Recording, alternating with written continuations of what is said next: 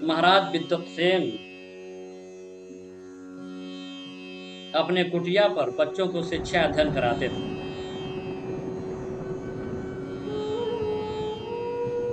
एक समय की बात है जब उनके कुटी पर ढेर सारे विद्यार्थी शिक्षा अध्ययन कर रहे थे। समय आने पर उनका शिक्षा अध्ययन का अवधि जो है परिपूर्ण हो गई, तो गुरुदेव ने सभी विद्यार्थियों को अपने अपने गृह जाने को कहा। उसमें से 3 विद्यार्थियों को उन्होंने रोक लिया और तीनों विद्यार्थियों को कहा कि अब आप भी अपने घर जा सकते हैं, परंतु कल आप तीनों को मेरे कुटिया पर फिर से आना पड़ेगा।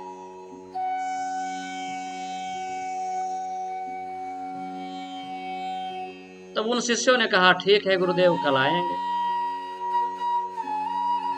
अब शिष्य अपने घर चले गए और गुरुदेव सुबह उठे, अपने कुटी के द्वार से कुछ ही दूर तक कांटा बिखेर दिए।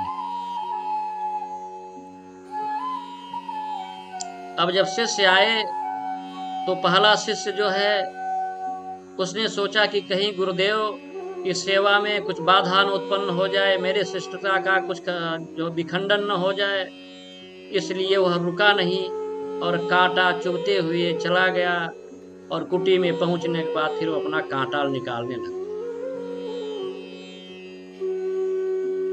और तत्पश्चात इसके बाद जब दूसरा शिष्य आता है तो देखता है कि मग में कांटा पड़ा है, तो कांटों के बचाते हुए अपने पैर को इधर उधर संभालते हुए कुटी में जा पहुंचा।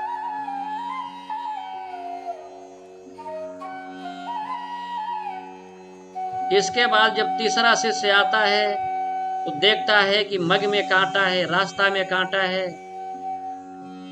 तो उसने एक वृक्ष से झुकी हुई डाल के तने को तोड़ लिया, उसका झाड़ू बना लिया, उस कांटों को उसने उस झाड़ू से बुखार दिया, अर्थात साफ कर दिया। तो उसके बाद वह कुटी में प्रवेश। अब तीनों शिष्य बैठे हैं, गुरुदेव सब देख रहे हैं। गुरुदेव आए, उन्होंने कहा कि तीनों शिष्य आप मेरे प्रिय हैं, परंतु जो शिष्य अपनी समस्या का समाधान करते हुए दूसरों की भी समस्या का समाधान कर दे, वह शिष्य उत्तम होता है। अर्थात यह मेरा तीसरा शिष्य जो है उत्तम बुद्धि वाला है,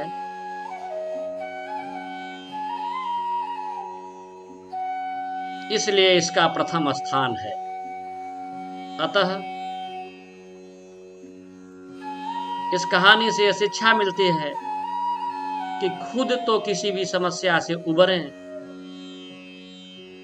और दूसरों का भी सहयोग करें, ताकि दूसरे भी समस्याओं से निजात पा सकें।